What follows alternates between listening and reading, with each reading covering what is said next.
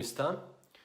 Eu sou o Dr. Fernando Lemos, coloproctologista do Rio Grande do Sul, Brasil, e neste vídeo eu quero falar sobre o sal do Himalaia, ou também chamado de sal rosa do Himalaia. O que você precisa saber, quais são as controvérsias, quais são os cuidados se você for comprá-lo. Esse vídeo sobre sal do Himalaia é um vídeo que a população, os nossos seguidores, têm me pedido muito. Se eu fosse fazer aqui um vídeo em relação a falar sobre sais, sobre o sal propriamente dito, eu com toda certeza teria que ficar aqui conversando com vocês no mínimo umas 3 a 4 horas, exagerando um pouquinho para menos. Mas eu vou tentar ser o mais objetivo possível para não ser cansativo, né? Atualmente, talvez esses últimos 20, 30, 40 anos, o sal de cozinha, ele é tido como um grande vilão, né? Como um grande inimigo. E a formulação desse sal já é conhecido até mesmo por os estudantes que estão recém no primeiro grau ainda, que é NaCl, né? Que é o cloreto de sódio, né? Na verdade, nós precisamos do sal. Nós precisamos do sódio, que é o Na, dessa fórmula química aqui, que ele faz parte de grandes processos metabólicos intracelulares, de bombas que a gente chama de bomba de sódio, bomba de potássio, bomba de cálcio, que são importantes para o nosso equilíbrio hidroeletrolítico, para nós poder ter um controle corporal e homeostático, um equilíbrio correto. Nós precisamos dele. Como também do Cl, que é o cloreto. Nunca confunda cloreto com cloro. O NaCl, que é do cloreto de sódio, refere-se a cloreto, que nós também precisamos para uma série de metabolizações no nosso corpo. Uma das coisas que nós precisamos é o cloreto para a formação do ácido clorídrico no nosso estômago, na parte digestiva, que nós sabemos que o ácido clorídrico ele é importantíssimo na medida certa para poder fazer a digestão dos alimentos que você ingere. Então o NaCl, que é o sal propriamente dito, nós precisamos. O problema é a quantidade que a população mundial, não é a população do Brasil, consome. Qual é o ideal de sal que nós deveríamos consumir por dia?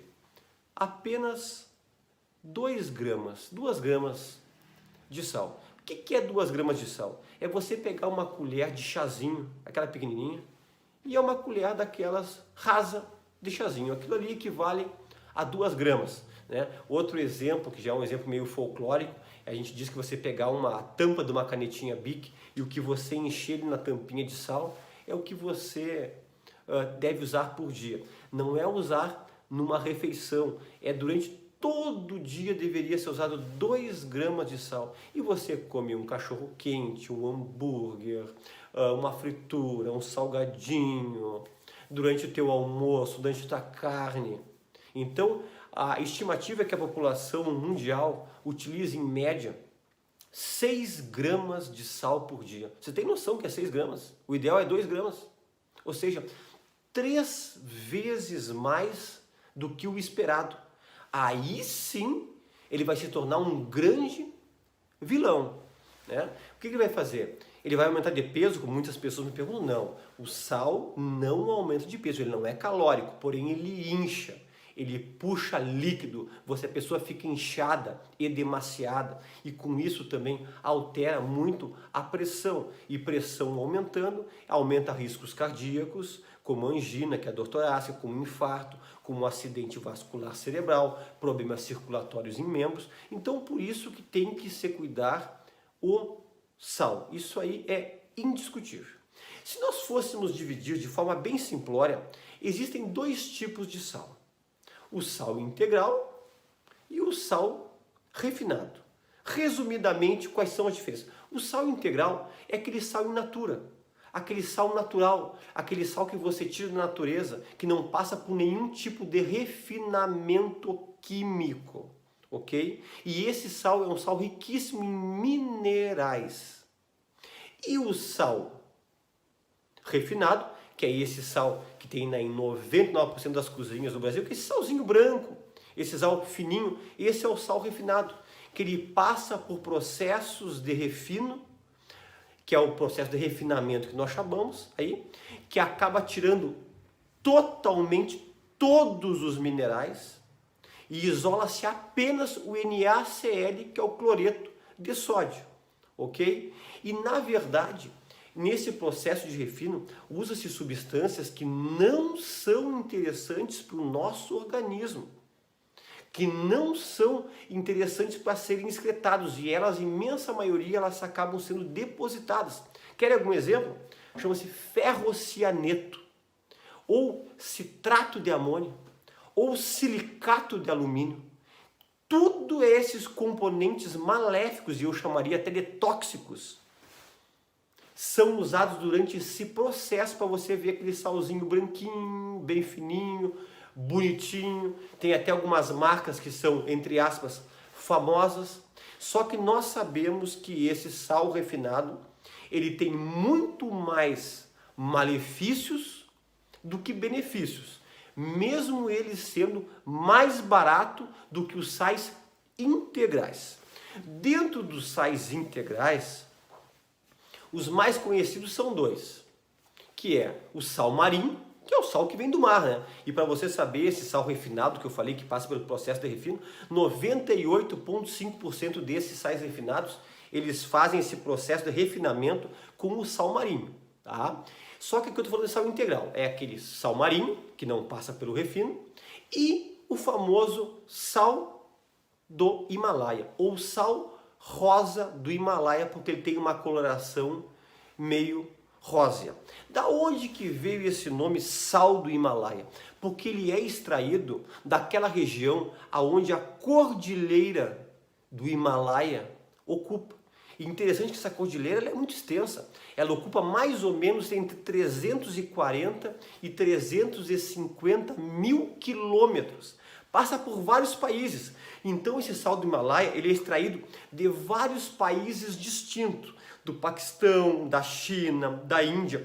E dependendo do local que é extraído, existe, por causa do solo, existe um tipo de minério mais no sal do Himalaia do Paquistão, diferente do sal do Himalaia da Índia, do sal do Himalaia da China. Isso é uma coisa interessante, é quando você for comprar, dê uma olhadinha de onde que vem o teu sal do Himalaia.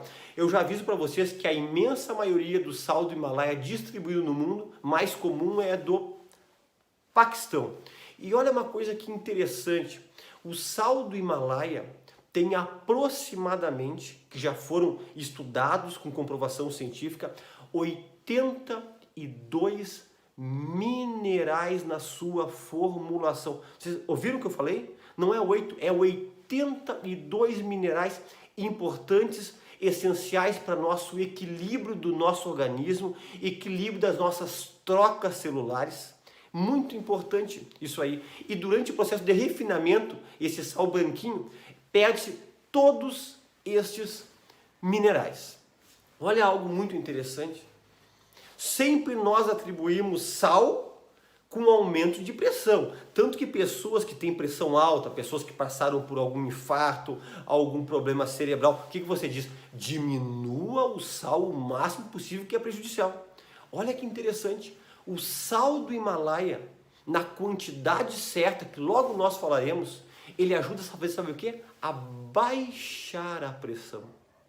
Porque muitos componentes desses minerais, que eu citei para vocês, 82, ele age em algumas substâncias, baixando tipo aldosterona, angiotensina, melhora a absorção de vitamina B12, diminui a vasoconstrição de muitos vasos e com isso acaba melhorando a pressão arterial. Imagina quando é que você poderia imaginar que algum tipo de sal ajuda a controlar a tua pressão arterial. E o sal rosa do Himalaia já tem estudos e muitas publicações mostrando que ele consegue ajudar a dar um declínio na pressão arterial. Obviamente você que utiliza medicamentos não acha que vai começar a usar o sal do Himalaia e vai ter que abandonar a tua medicação. Não, em hipótese alguma. Eu estou querendo te dizer que é muito melhor você investir no sal rosa do Himalaia do que você continuar utilizando esse sal refinado, sal branquinho, que traz muito mais prejuízos do que benefícios. né? Um detalhe importante, quanto de sal do Himalaia você tem que usar durante o teu dia? Também 2 gramas. O problema é que muitas pessoas que trocam o sal refinado pelo sal rosa do Himalaia, observam que o sal rosa do Himalaia ele não é tão salgado. Então a pessoa acaba colocando mais quantidade de sal, porque o paladar dele já está acostumado com aquela quantidade de sal, e aí pode ser prejudicial. Aí que vem uma série de controvérsias que vocês vão assistir aqui em redes sociais. Me perdoa que eu vou falar aqui, muitas pessoas falando algumas bobagens e algumas besteiras sobre o sal do Himalaia, e eu vou citar alguma dessas controvérsias. Uma delas dizendo que como tem muitos minerais, pode dar uma sobrecarga muito grande desses minerais no corpo e serem mais prejudiciais do que benéficos. Primeira coisa que eu quero dizer para você, na quantidade certa de 2 gramas, nunca vai ter uma sobrecarga de minerais em hipótese alguma.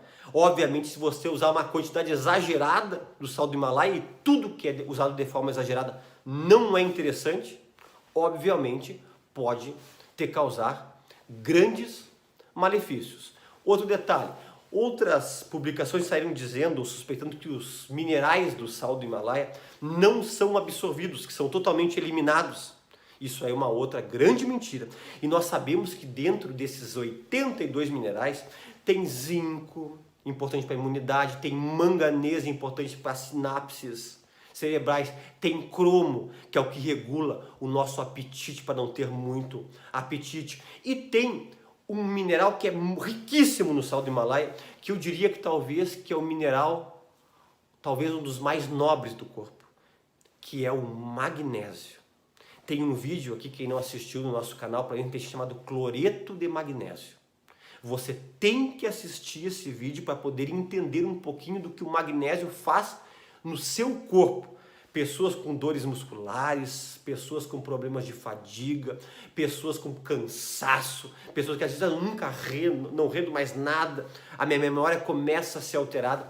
Assista esse vídeo. E o sal do Himalaia é rico em magnésio. Então, os minerais são absorvidos sim, e não tem como ter sobrecarga de minerais você usando na quantidade correta, tá? Lembrando que os 2 gramas de sal que é indicado para o sal refinado, também é os 2 gramas que você tem que usar no sal rosa do Himalaia. Outra questão que surgiu, causou discussões, causou brigas, tem algumas pessoas dizendo que o sal do Himalaia, como ele é rico em flúor, poderia esse excesso de flúor causar grandes prejuízos e benefícios para o organismo, até uma intoxicação por flúor, que nós sabemos que o flúor é importante para a nossa dentição, né? Entre outras coisas. O que eu quero dizer para vocês é que isso aí é uma inverdade. Porque se você consumir o sal do Himalaia na quantidade certa, de 2 gramas por dia, na verdade você vai consumir uma quantidade pequena e irrisória de fungo que nunca vai aumentar a concentração na sua corrente sanguínea. Quer ouvir um dado interessante? Sabe essa água da torneira que você utiliza? Você sabia que para fazer toda essa filtração, a preparação dessa água para poder chegar na sua casa, tem mais ou menos 5.000 vezes mais flúor do que o que tem no sal do Himalaia? Então cai por terra essa falácia de dizer que pode dar intoxicação por flúor. O que você tem que cuidar quando for comprar o sal do Himalaia? Infelizmente, já começou a ter muitas falsificações, né? Nós sabemos que temos pessoas no nosso meio, em toda a parte do mundo, inescrupulosas, que só pensam no lucro, que estão pegando um sal grosso, colocando um corante rosa e vendendo como sal rosa do Himalaia. Muito cuidado em relação a isso.